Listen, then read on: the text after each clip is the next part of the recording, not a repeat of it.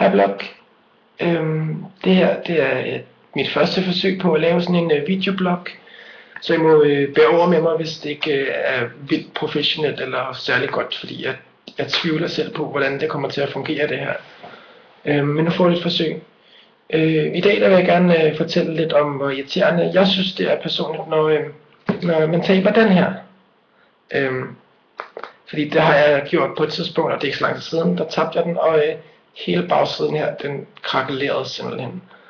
Og så skal man ind og have repareret den, og det kan være en ret dyr sag, alt efter hvor man får det gjort henne. Så er det dem der selv sidder og reparerer dem derhjemme og sådan noget, men så det gør garantien ikke, hvis den går i stykker med andet og sådan noget. Så hellere få det lavet et professionelt sted. Men jeg tænker, at i stedet for uheldet skal være ske, og man skal smadre telefonen, så hvorfor ikke have et cover på den? Personligt der bruger jeg selv dette cover her, som er sådan en tråd om halsen, hvor man putter den ned i. Og hvis man så taber den, så sker der ikke så meget, vel?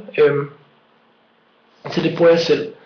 Og jeg synes da også, at I andre her på min blog, I skal have lov til at få et cover.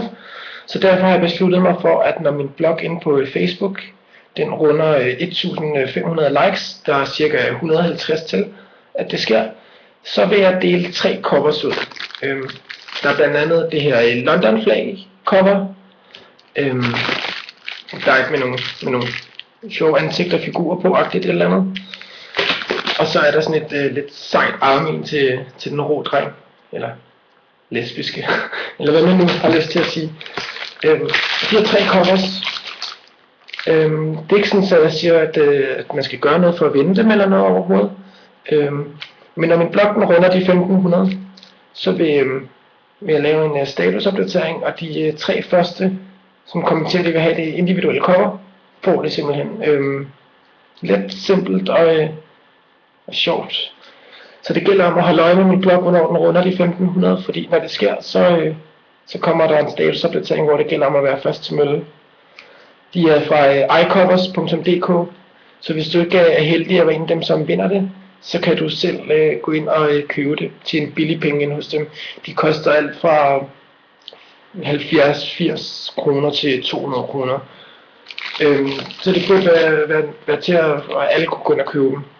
Men gå ind og like min Facebook-side, og vær med til at vinde sådan et cover, og vær med til at sørge for, at din iPhone 4 den ikke går i stykker.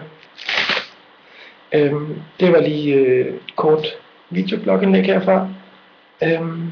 Sig gerne, hvis I synes, det var noget lort, og sig gerne, hvis I synes, det var okay. Alle meninger tæller. Hej.